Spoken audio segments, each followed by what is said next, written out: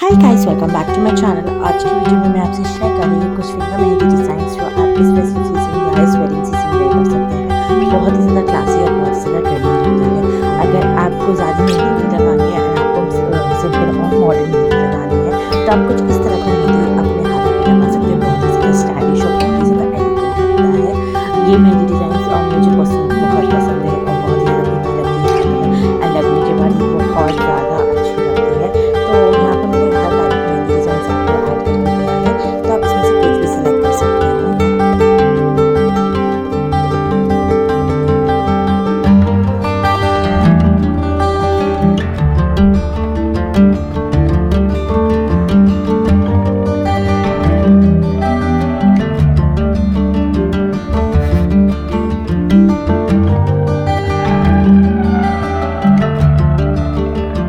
तो अगर अभी तक आपने मेरे चैनल को सब्सक्राइब नहीं किया तो वो कर लीजिए, बेल आइकन का बटन ना अपने फ्रेंड्स एंड फैमिली के साथ शेयर कीजिए। Thank you for watching guys.